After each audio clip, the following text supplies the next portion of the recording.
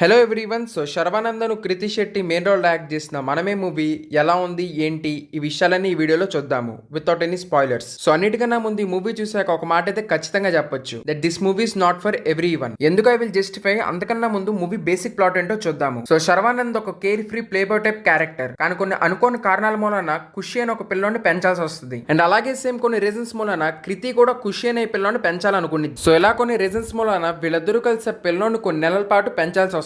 And her character is opposite to శర్వాస్ character. So ఇలా ఒక టూ డిఫరెంట్ క్యారెక్టర్స్ కలిసి ఒక పిల్లని పెంచాల్సి వచ్చినప్పుడు క్రియేట్ అయ్యే కేయాస్ ఆర్ ఎల్స్ వీళ్ళిద్దరూ ఎందుకు పెంచాల్సి వచ్చింది అండ్ దాని తర్వాత క్రియేట్ అయ్యే ప్రాబ్లమ్స్ ఈ మూవీలో మనం చూస్తాము. సో ఈ మూవీ వచ్చేసి ఒక ఫీల్ గుడ్ ఎంటర్టైనర్ జానర్ లో సెట్ అయ్యే మూవీ. ఇన్ఫాక్ట్ అలా సెట్ అవ్వడానికి ఈ మూవీ దగ్గర అన్ని విషయాలు ఉన్నాయి. లైక్ ఫస్ట్ వచ్చేసి మ్యూజిక్. సో ఈ మూవీలో పాటలు ఆర్ ఆటలోని లిరిక్స్ మరీ అంత గుర్తుండిపోయేట్టు లేకపోయినా ఓవరాల్ మూవీలో మ్యూజిక్ అనేది చాలా బాగుంది. సో ఈ మూవీకి మ్యూజిక్ డైరెక్టర్ వచ్చేసి Hesham Abdul. And in previous movies like Kushi, Hridayam, Hi నాన్న ఇవన్నీ మ్యూజిక్ పరంగా నాకైతే బాగా నచ్చుతాయి. సో ఈ మూవీలో కూడా ఆ లెవెల్ లేకపోయినా ఓకే, ఓవరాల్ మూవీలో మ్యూజిక్ బాగుంది. నెక్స్ట్ వచ్చేసి మూవీ మొత్తం ఫారెన్ లో జరుగుతుంది. సో ఆ లండన్ లొకేషన్స్ గానీ ఆ వైబ్ గానీ చాలా బాగా క్యాప్చర్ చేశారు. సో అలా సినిమాటోగ్రఫీ వైజ్ చూడడానికి చాలా రిచ్ గాను గ్రాండ్ గా ఉంది. కానీ still I was upset with car close up shots. అంటే మూవీ మొత్తం రిచ్ గా ఉన్నా గానీ ఆ కార్ షాట్స్ ఏవైతే ఉన్నాయో they were very poor quality. So అవి తీసేసిన పోయేది, బట్ అవి మాత్రం అస్సలు బాగా. సో ఇలా ఆ జోనర్ లో సెట్ అవ్వడానికి ఈ మూవీ ఈజీగా ఆ టూ థింగ్స్ అయితే పాస్ అయిపోయింది.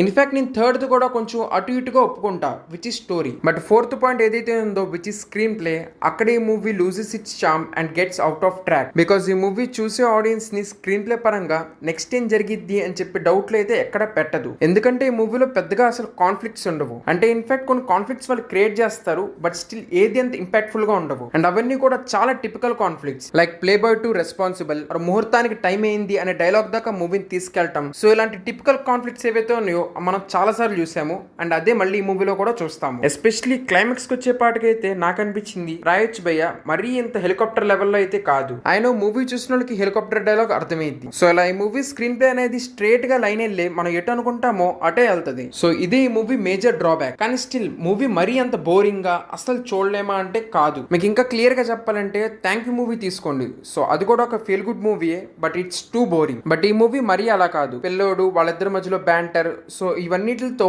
ఒక యాంగిల్ లో కొంచెం ఎంటర్టైనింగ్ గానే అలా ఒక బ్రీజెల్లో వెళ్ళిపోద్ది. సో శర్వానంద్ విషయానికి వస్తే తనకైతే ఇది కొత్త క్యారెక్టర్ కాదు. సో అందుకే చాలా ఈజీగా ఎఫర్ట్లెస్ గా పర్ఫామ్ చేశాడు. అండ్ నెక్స్ట్ కృతి శెట్టి కూడా బాగానే చేసింది. బట్ ప్రాబ్లం వల్ల మూవీలో తన క్యారెక్టర్ ఇంపార్టెంట్ అయినా గానీ పెద్ద స్కోప్ ఉండదు. ఒక రకంగా తన క్యారెక్టర్ అనేది మోనోటోనస్ గా వెళ్తుంది. దాంతో సెకండ్ హాఫ్ లో ఇంట్రొడ్యూస్ చేసిన కాన్ఫ్లిక్ట్ ఏదైతే ఉందో మనం దాంతో అంతగా పెద్ద కనెక్ట్ అవ్వము. సో ఇంకా ఓవరాల్ స్టార్టింగ్ లో చెప్పే కదా this movie is not for every one. I think family audience కి ఈ మూవీ కొంత కనెక్ట్ అవ్వచ్చు. Because most of them story or screen play అంతగా పట్టించుకోరు. జస్ట్ అలా టైం పాస్ గా కొంచెం ఎంటర్టైన్ అవ్వడానికి వస్తారు చూడండి వాళ్ళకి ఈ మూవీ. బట్ ఈ మూవీ ఆ టార్గెట్ ఆడియన్స్ దాకా రీచ్ అయ్యిందా అంటే ఐ థింక్ నో. బికాస్ ఈ మూవీకి పెద్దగా ప్రమోషన్స్ లేవు. In fact promotions are close to zero. So మరి చూద్దాం ఏమైద్దో. సో ఇదే నా జెన్యూన్ రివ్యూ. నచ్చితే ఈ వీడియోని లైక్ చేసి ఈ ఛానల్ సబ్స్క్రైబ్ చేసుకోండి. అండ్ ఒకవేళ మీరు మూవీ చూసుంటే ఎలా అనిపించిందో కింద కమెంట్స్ లో చెప్పండి. ఇంకా థ్యాంక్ యూ ఎవ్రీవన్. నెక్స్ట్ వీడియోలో కలుద్దాం.